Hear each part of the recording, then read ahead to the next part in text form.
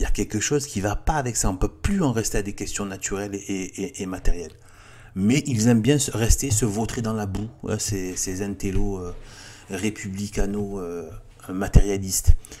Donc, avec Monseigneur Gom, on va à la phase de l'expiation du péché.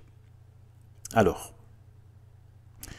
d'abord, il faut imaginer un peu, prendre un peu le temps de s'imaginer le niveau de mal que tu dois avoir en toi pour prendre tes enfants, les déchirer, leur arracher le cœur. Tellement quelque chose te ronge à l'intérieur. La mort te ronge à l'intérieur. Il y a quelque chose de morbide derrière, il y a une pulsion morbide. Ça correspond exactement à ce que nous dit la Bible. C'est la mort. Il a été homicide dès le commencement parce qu'il a tué l'âme humaine, la vie de l'âme humaine, qui vivait de la grâce de Dieu, et maintenant elle vit du péché, c'est-à-dire de la mort de l'âme humaine. Ça, il faut prendre un peu le temps d'imaginer ce qui a rongé l'humanité pendant de très longs siècles. Beaucoup de siècles. Les premiers milliers d'années. Bon, j'imagine ce qui devait se passer déjà aussi avant le déluge. Hein. Si Dieu en a eu marre à ce point, c'est que ça devait être laid. Ignoble, hein, voilà. Ensuite, maintenant, on va rentrer dans la logique de l'expiation.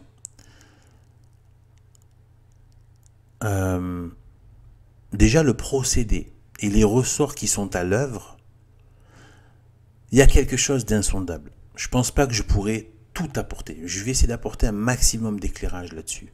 Mais il y a quelque chose d'énigmatique aussi. Il est évident que les démons s'en sont mêlés. Satan s'en est mêlé. Mais ça ne peut pas s'expliquer que par l'action démoniaque. Ça ne peut pas s'expliquer comme ça. En arriver à tuer ses enfants, les plus... On sent que c'est humainement, les gens vont pas là. Sur le côté naturel, leur chair et tout ça, sur la chair, ils vont être plus dans la préservation que d'aller... Vous voyez ce que je veux dire? D'aller... Voilà. Satan s'en est mêlé. Le péché originel, qui est le venin de Satan, qui est resté dans l'humanité, à l'œuvre. Mais c'est pas juste sa morsure, c'est que l'homme l'a accepté par Adam et Ève. Et je sais que c'est dur. C'est-à-dire, nous, on n'a pas demandé à naître. Mais on ne fait pas ce qu'on veut. Si Dieu a décidé qu'on devait exister et apparaître dans le monde, on est la volonté de Dieu. On devait exister parce que Dieu a décidé que notre âme devait exister. Voilà. C'est tout. Ouais, j'aurais préféré ne pas naître. Non, ben non, c'est la volonté de Dieu. J'aurais préféré rester dans le néant. Non, ben non. Il n'y a pas de néant. Le plus proche du néant, c'est l'enfer. Voilà. Et si Dieu fait tout bien, tout est bien chez Dieu, tout est parfait, parce qu'il faut que l'amour soit parfait. Mais il faut aussi que sa justice soit parfaite. On ne peut pas se jouer de Dieu comme ça. Dieu avait prévu que l'humanité se multiplie dans sa grâce, dans un paradis terrestre merveilleux.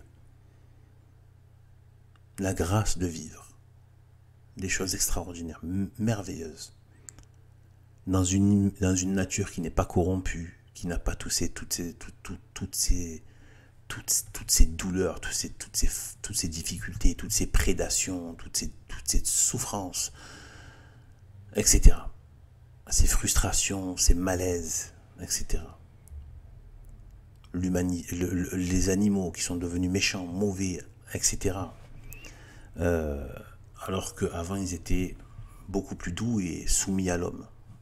Et ils considéraient vraiment les hommes comme étant leur roi.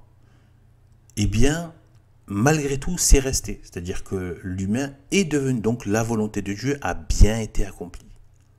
Malheureusement, à cause du péché originel, ben, elle s'accomplit dans la douleur et dans le mal humain.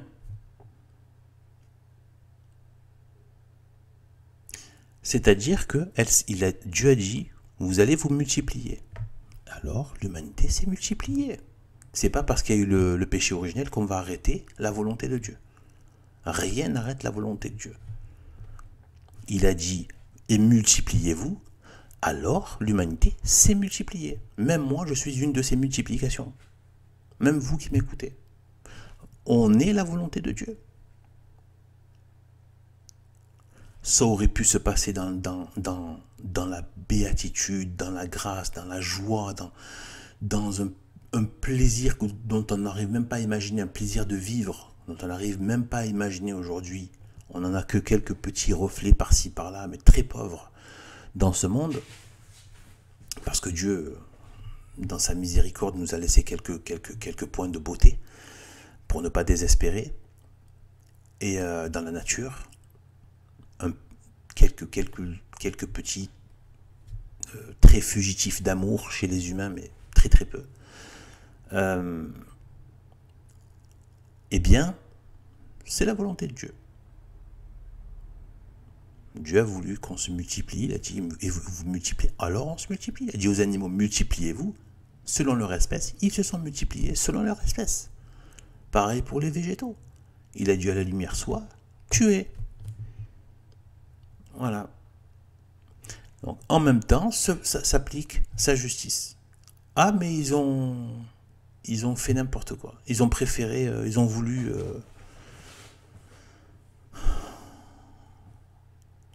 voilà.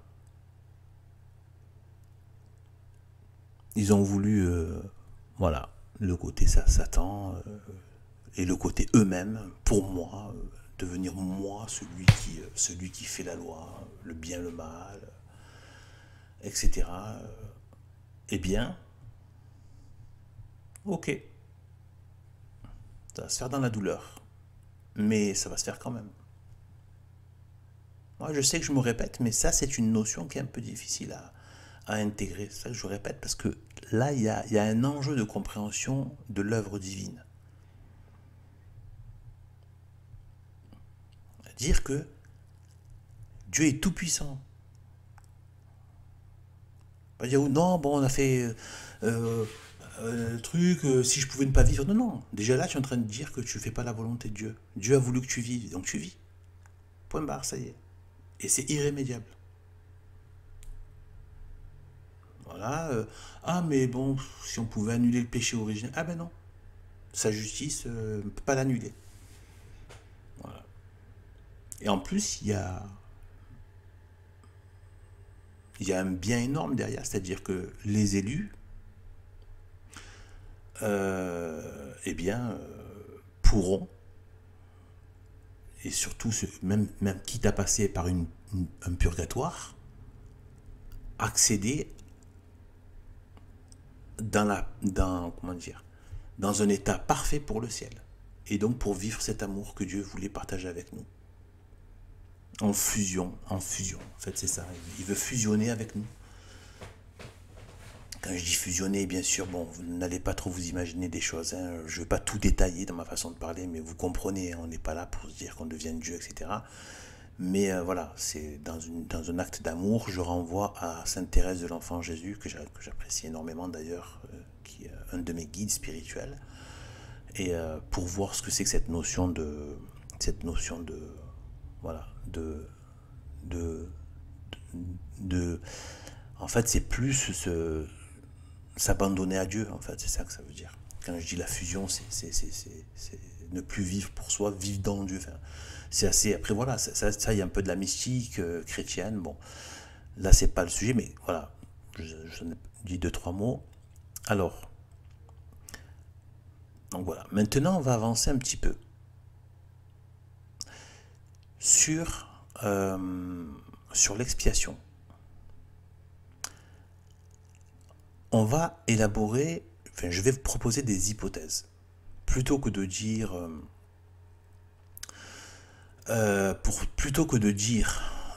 forcément que c'est ça, je préfère le mettre à l'état d'hypothèse, même si j'estime qu'elles ont une valeur. Alors, hypothèse numéro 1, tous ces sacrifices humains d'enfants, d'animaux, ont peut-être eu comme fonction, parce que en se basant sur le fait qu'on mange la victime, l'agneau, l'enfant, le cœur de l'humain, de l'homme ou de la femme, eh bien, il y a peut-être une idée, et qui était très répandue aussi, qu'on prenait la caractéristique de l'animal qu'on mangeait. Et là, en l'occurrence aussi, de l'humain qu'on mangeait. Donc, est-ce que ce ne serait pas finalement, finalement, il y en a d'autres des hypothèses, aussi une façon de manger la victime pour devenir, pour se rendre innocent, pour prendre, pour assimiler. Disons que la culpabilité du péché originel ronge tellement l'âme humaine qu'elle a besoin de se dire, en mangeant une victime innocente, en mangeant l'innocence, eh bien, on va l'apprendre. On va se l'assimiler, devenir plus innocent. Et calmer cette culpabilité et ce mal, cette mort de l'âme qui nous ronge. Voilà, ça c'est la première hypothèse. Deuxième hypothèse, puisque c'était souvent des offrandes aux dieux, donc ça veut dire, en langage païen, des offrandes aux démons. Enfin, en langage chrétien, le regard chrétien sur les offrandes des païens, c'est des offrandes aux démons.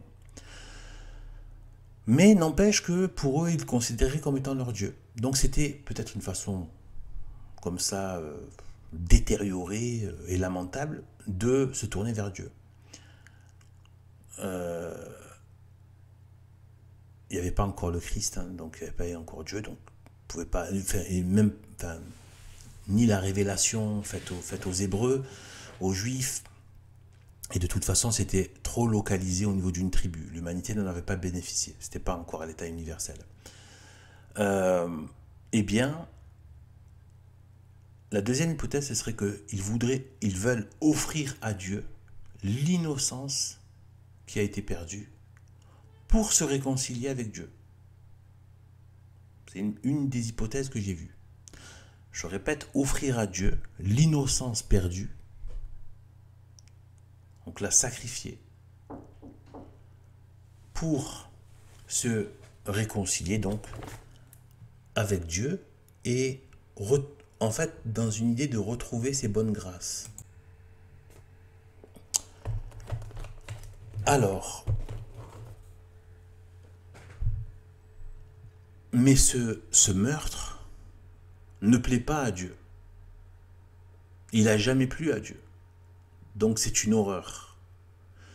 Et il n'attire pas les grâces, donc il n'attire pas la vie. Les grâces, c'est quand Dieu fait part de sa vie divine, des choses divines, des choses surnaturelles divines.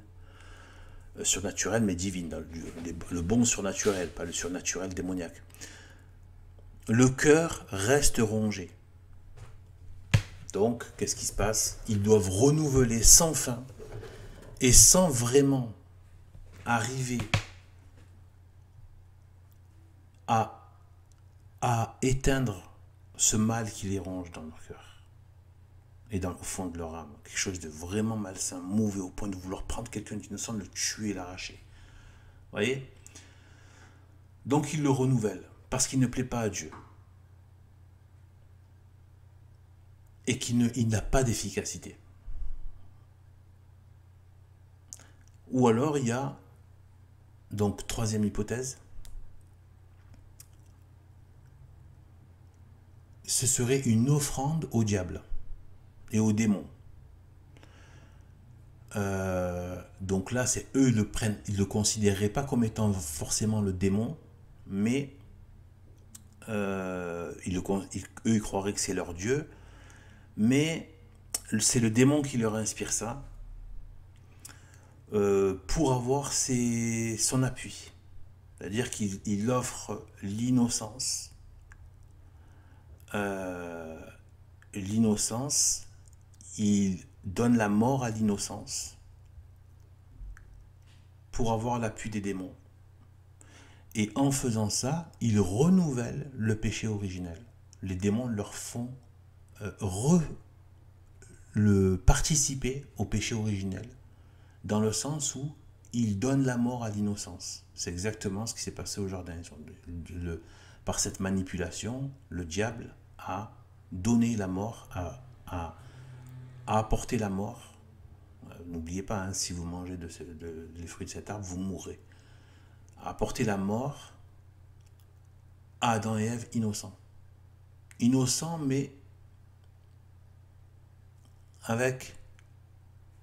Voilà. Une fois qu'ils ont contracté, qu'ils ont admis, qu'ils ont adhéré à ce plan du diable, eh bien, notamment, tout simplement avec, bien sûr, c'est très subtil tout ça, hein, c'est-à-dire que, voilà, c'est qu'il y a un péché d'orgueil, vos yeux s'ouvriront, voilà, vous pourrez déterminer ou connaître le bien et le mal, etc.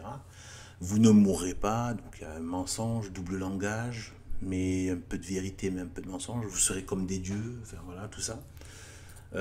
Donc des dieux, mais sans... voilà. Mais pas en participant du Dieu unique. Non, en étant soi-même Dieu à côté, à part.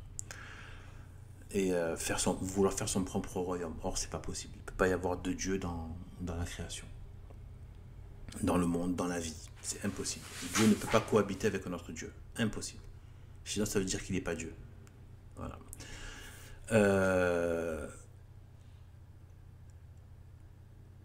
Voilà, donc ça c'est un point important, le renouvellement de la mort, de l'innocence, en sacrifiant toujours des victimes qui sont souvent, la plupart du temps, innocentes. Ce n'est pas forcément des peines de mort sur des criminels, ou des gens mauvais, ou des gens qui ont fait du mal. L'animal, il est innocent, il n'a rien à voir, il n'y est pour rien dans les affaires humaines. L'enfant, des personnes innocentes. Donc il y a vraiment cette idée d'y aller sur celui qui est faible et innocent. Celui qui est désemparé et innocent. Le problème de l'humanité qui s'adonnait à ça, c'est que elle n'avait pas toutes les notions qu'il y a maintenant, apportées par le Christ, c'est-à-dire l'infini, le caractère infini de la faute. Ça, c'est ce que j'ai appris du catéchisme, c'est-à-dire que voilà, Dieu étant infini, eh bien, les offenses à Dieu méritent une expiation, enfin une infinie. C'est pour ça que l'enfer est infini. On a offensé déjà un être merveilleux et qui est infini. Donc dans, entre guillemets, l'économie divine, le paiement doit se faire de manière infinie. C'est grave. Hein. Et c'est pour ça que rien ne pouvait les satisfaire. Ni les hommes, ni Dieu. Avec tous ces sacrifices. Qui portaient en plus la marque du diable. Et des démons, de l'action démoniaque. Comme on vient de le voir. Alors, c'est pour ça qu'on dit que l'humanité tout entière attendait un sauveur. L'humanité n'en pouvait plus. C'était mal sur mal, sur mal, sur mal. Il y avait les sacrifices en plus, bon, comme cela, mais il y avait des sacrifices qui pouvaient être plus brutaux et bestiaux. Ça pouvait être des meurtres. Des meurtres de... On le voit, hein, c'est des gens mauvais qui voient des gens bons et bien, qui veulent les tuer. Ah, cette envie d'aller faire le mal à quelqu'un qui a un peu de lumière. Vous voyez, c'est d'aller prendre son innocence. De souiller voilà, de souiller l'innocence. Il y a cette idée, il y a les massacres, spontanément avoir envie d'aller massacrer et faire un génocide de la tribu d'à côté. Dans les fêtes aussi, des fois il y avait des fêtes et puis après ils se mettent à s'entretuer. Voilà, c'est cet stade de mort de gens qui n'ont, voilà, ils peuvent s'arrêter, des gens qui passent par un endroit, voilà, où ils savent qu'il y a déjà un endroit, ils se disaient tiens on va aller faire du sale, il y a quelque chose comme ça. En fait. Il y a beaucoup de... Voilà, il y avait cette idée-là, voilà, que ce soit de manière... Quelques individus, un seul individu, qui n'en peut plus de son état de mal, et qui se met à vouloir faire du sale, mais ça peut se faire aussi à échelle de groupes, de tribus, voire même de nations. Alors, tout cela ne pouvait pas satisfaire Dieu ni les hommes. Grand dilemme. Tout cela ne pouvait pas satisfaire. L'humanité était en train de boire son calice d'horreur. D'ailleurs, après, elle a redemandé, parce qu'elle n'a pas voulu du Christ. Elle veut son calice d'horreur. À